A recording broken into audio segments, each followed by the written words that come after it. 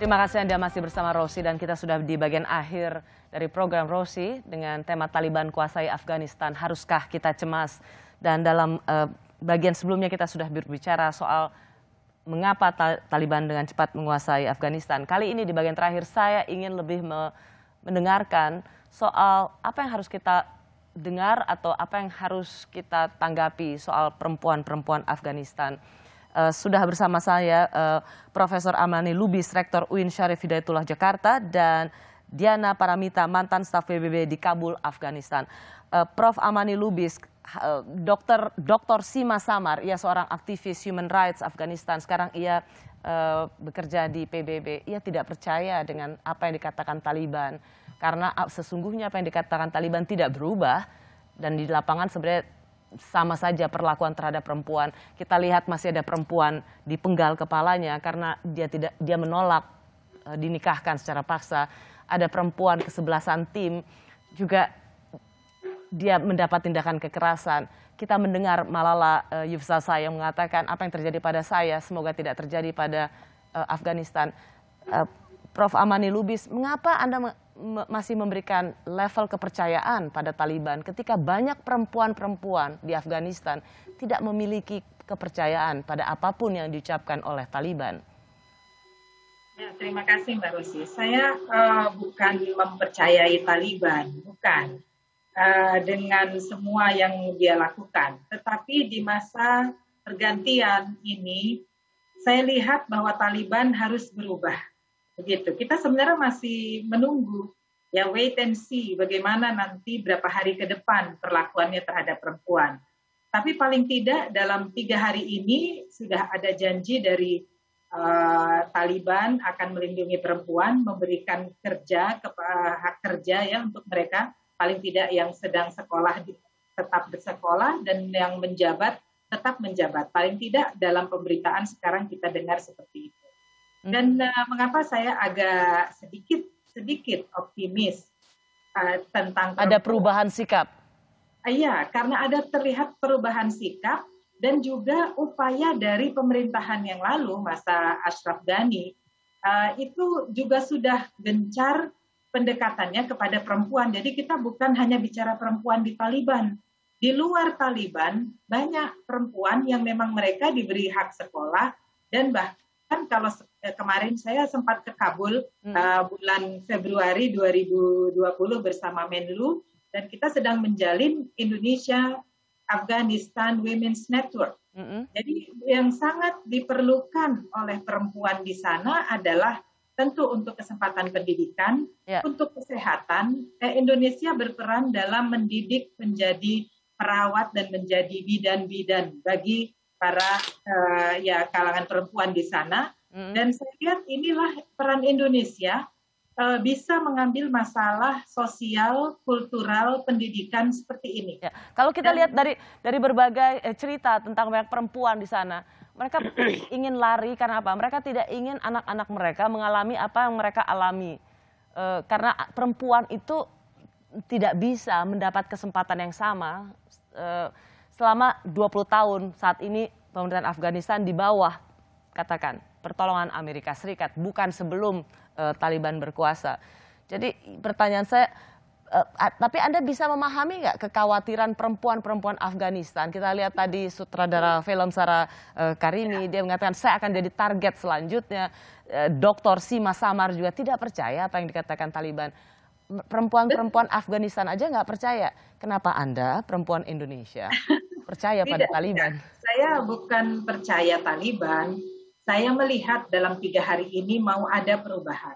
Kemudian saya juga pengalaman panjang dengan kelompok-kelompok dari Afghanistan ya, melalui organisasi kemasyarakatan di Indonesia, melalui juga pendekatan dengan pemerintah dan selama 2 tahun ini. Sorry, maaf Prof, tapi itu kan yang mewakili pemerintahan Afghanistan yang bukan representasi Taliban, atau ada perempuan Taliban di situ? Ada. Oke. Dan kami ketika berdialog dengan 2 menteri perempuan waktu di Kabul, ya memang di Istana Presiden kami berdialog dengan 2 perempuan, 2 menteri perempuan dan jajaran yang hadir dalam pertemuan itu ada juga dari Taliban dan bahkan juga Dan itu perempuan? Perempuan. Kami pertemuannya dengan perempuan. Itu yang saya mau make sure. Ya, perempuan semua dan mereka sangat mementingkan masalah kesehatan masyarakat, kemudian juga diantaranya sudah berpendidikan di Al-Azhar. Iya. Jadi Anda melihat ada rekam jejak meskipun baru sedikit, tapi paling tidak ini sebuah inisiasi yang baik. Mereka tidak pakai burka, ya. Jadi ketika kita bertemu perempuan semuanya, mereka perempuan modern, begitu. Jadi itulah yang saya melihat secercah harapan ke depannya perempuan akan bangkit dengan sendirinya, walaupun bukan seperti tadi Mbak Dian katakan akan diberi hak demo. Nah, itu politik masalah lain. Kita masalah kemanusiaan, kebutuhan akan hidup, kebutuhan dasar, pendidikan, kesehatan itu dulu. Tapi kalau politik itu nanti saya tentu ragu, itu harus bangkit dari perempuan Afghanistan sendiri tentang kesadaran hak berpolitik bagi perempuan. Tapi untuk membela hak hidup saja, supaya jangan meninggal karena tidak bisa dibantu ketika melahirkan. Anak-anak muda juga tidak bisa sekolah, ini tentu merugikan semua. Yang saya lihat paling tidak meskipun itu masih tertinggal dari bagaimana kita melihat perspektif keadilan gender, Anda melihat itu sebuah perbaikan dari sikap politik Taliban terhadap perempuan. Ya, setidaknya 3 hari ini kita lihat seperti itu. Mbak Mita? Ya, Mbak Rosi, saya punya beberapa catatan nih, Prof. Amani. Saya ada di Afghanistan itu bolak-balik dari 2004. Saya juga mengalami apa istilahnya banyak menemui teman-teman saya yang bahkan sampai sekarang beberapa hari yang lalu masih menangis karena takutnya akan terjadi apa yang terjadi dulu terjadi lagi. Karena kalau saya tidak mengatakan mereka itu berpolitik dan bisa demo, itu hanya suatu peluang yang diberikan Taliban untuk menunjukkan kepada dunia bahwa nih loh, saya sudah moderat, saya terbuka. Padahal di situ tidak, itu sementara. Saya tak garis bawahi sementara. Apakah hari ini di berita itu keluar? Hampir tidak ada banyak perempuan yang keluar dari Kabul kecuali lari mau menuju bandara. Bagaimana Anda mengapresiasi dalam perundingan, juga ada representasi, tadi saya tanyakan langsung, perempuan representasi dari kelompok Taliban, ada kok. Itu presentasi dari dulu, Taliban juga sudah ada, Taliban perempuan itu, ada. Mereka justru orang-orang yang membantu Taliban pria, laki-laki, menghukum perempuan itu. Itu ada, bisa di Google apa yang terjadi. Jadi bagi saya itu lebih, saya agak sedikit itu dekoratif untuk saya. Yang benar itu, kalau mungkin profesor tadi mengatakan, oh sudah modern tidak pakai burka. Kalau kita kumpul di antara perempuan, ya jelas burka itu dibuka. Karena kita sesama perempuan. Begitu dia keluar dari area itu, kalau yang tradisional, mereka akan tutup. Jadi tidak bisa diukur dari situ. Dari segi pendidikan, saya hanya bicara akses. Kalau pemerintah Ghani, itu akses terbuka. Akses kesehatan, semua itu terbuka. Istilahnya peluang. PBB, akses itu terbuka. UN Women, kita Yunama, semuanya itu akses terbuka. Tapi begitu Taliban masuk, akses itu akan tertutup. Saya kemarin mendengarkan Profesor William Maley, beliau ahli Afghanistan. Dia mengatakan, kita nggak tahu, begitu nanti Amerika cabut, itu yang namanya tadi Pak Musa atau Pak, siapa tadi yang mengatakan Profesor, bahwa akan ada tower ditutup, atau diblokir, itu bisa. Pada saat saya melakukan pemilu 2019 di Kunduz, mereka itu terkunci. Karena apa? Sistem komunikasi, semua itu ditutup. Baik, saya mendapat dua perspektif berbeda dari dua perempuan hebat yang saya undang malam hari ini secara khusus tentang bagaimana kita mengechoing atau ikut memperluas suara-suara perempuan, terutama di Afghanistan. Sebenarnya tujuan kita sama, bahwa perempuan dimanapun mereka berada, dan dalam hal ini di Afghanistan, haruslah mendapat perlakuan yang adil, mereka tidak boleh didiskriminasi, anak-anak perempuan harus mendapat keadilan yang sama untuk bisa bersekolah. Hanya memang dari Prof. Amani mengatakan